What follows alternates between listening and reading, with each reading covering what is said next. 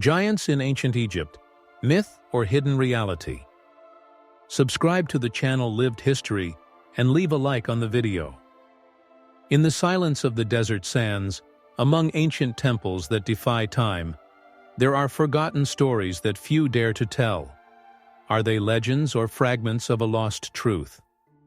Colossal figures, beings from another world, once walked among mortals, leaving traces that still fascinate historians today. Their presence was so imposing that even their voices resounded like thunder in the mountains. Hello, traveler of history. Have you ever wondered what it would be like to come face to face with a giant? Today we explore the tales of giants, enigmatic figures who, according to ancient chronicles, would have walked the land of Egypt. Flavio Josefo, a Jewish historian of the 1st century AD, is known for recording events that few would have dared to mention. In one of his works, written around 79 AD, he reports something disconcerting: the existence of giants in ancient Egypt. According to his writings, this colossal race inhabited the earth already in the 11th century BC, at the time of Joshua. But they were not mere men. Their stature surpassed the imaginable. Imagine a lone traveler crossing the burning dunes of the desert, accompanied only by the hissing of the wind. Suddenly on the horizon, a gigantic figure similar to a mountain looms. When the dust settles, the traveler sees a being with non-human features, eyes burning like fire, a voice that resounds like the roar of a lion. Its mass dwarfs even the temples of Karnak. Josephus not only described these giants, but also the terror they inspired. Their faces were so alien as to be frightening, and the mere sound of their voices could paralyze anyone who heard them. Their roar echoed off the cliffs, capable of silencing entire armies. But what is most surprising is that the historian did not consider them simple myths. For him, they were real, like the pharaohs who ruled the lands of the Nile. Egypt has always been a crossroads between the real and the supernatural. The pyramids, built with blocks of stone weighing tens of tons, still defy modern logic. How were they built? Were they raised by human hands, or was there a connection with the giants described by Josephus? In the vast desert, the winds lift the sand, revealing buried ruins and time-worn hieroglyphics. But what if, in the distant past, these giants had actually walked among the pharaohs? Their immense shadows could have darkened entire markets. Their footsteps shake the earth, and their voices echo among the columns of Luxor. Josephus suggests this possibility with an almost dangerous audacity. According to him, these beings not only existed, but they dominated the terror of those who encountered them. They were as imposing as the statues of Ramses, with the difference that they were alive. The Egyptians interpreted everything as a symbol. Giants could be seen as divine signs or as tests sent by the gods to test humanity. Some scholars hypothesize that the need to build monumental buildings was not only a tribute to the pharaohs, but a way to rival the proportions of the giants themselves. Josephus tells us that the climax of the story of the giants occurred in the 10th century BC, during the time of Joshua, Moses' successor. In a Middle East marked by wars and conquests, Joshua's people advanced toward Canaan. But among their enemies, there were not only men, there were also giants. Imagine the terror of the warriors as they saw creatures twice their height, with superhuman strength. The clanking of shields, the breaking of spears against their stone-hard skin, the ground shaking beneath their feet. And then, amid the dust, a deep roar, almost coming from the bowels of the earth. But the giant's fate was sealed. With courage, and perhaps with divine intervention, Joshua's warriors advanced and exterminated the last survivors. Some accounts say that the cries of those colossi, in their final moments, could be heard for miles, like an echo of a lost era. And here comes the dilemma. Where are the bones of these giants? Why are there no definitive archaeological remains?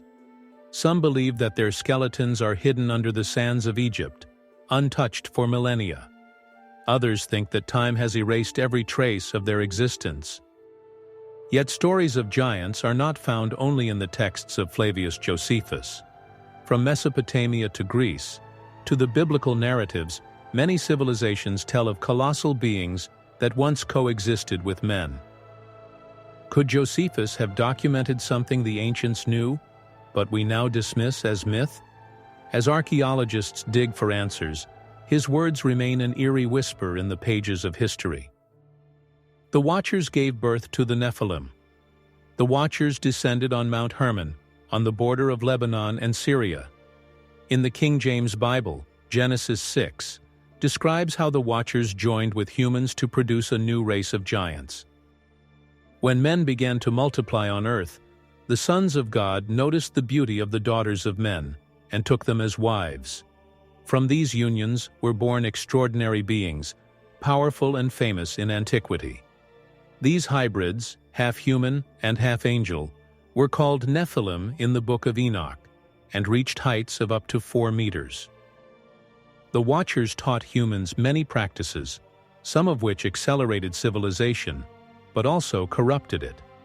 They spread forbidden knowledge, introducing pagan practices and advanced technologies. From these teachings came great evil. Fornication, deviation, and corruption became rampant. Azazel, the leader of the Watchers, and the other fallen angels instructed humanity in various arts and sciences. Shem-Yaza taught spells and magic. Armaros revealed the secrets of undoing spells. Bariel introduced astrology. Kokabiel imparted the knowledge of astronomy. Shamsiel taught the cycles of the sun. Sariel revealed the secrets of the moon. Penemu educated men in reading and writing. Kashdajan transmitted medical knowledge. Enoch attempted to intercede between the fallen angels and God. However, God saw the corruption spreading and warned Enoch that he would send a great flood to cleanse the world. Enoch was called to heaven to witness the future and acted as a mediator between God and the Watchers. Azazel pleaded with Enoch to ask God for mercy for them, but God refused. The punishment was decreed. The flood would destroy the Nephilim, and the fallen angels would be chained in an eternal prison.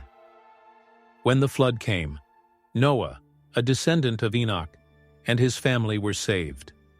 After the catastrophe, a battle between good and evil remained.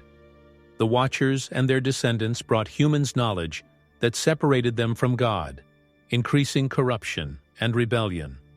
Eventually, God sent righteous angels to fight the Watchers, who were quickly defeated. As punishment, the fallen angels were chained and banished to Tartarus, a place of imprisonment where they await final judgment. Some scholars, such as Stephen Bannon, hypothesize that Tartarus is located beneath Antarctica. This remote continent, the coldest and most inhospitable on the planet, hides mysteries still unsolved. It is said that it was once a tropical land, now buried under millennia-old ice.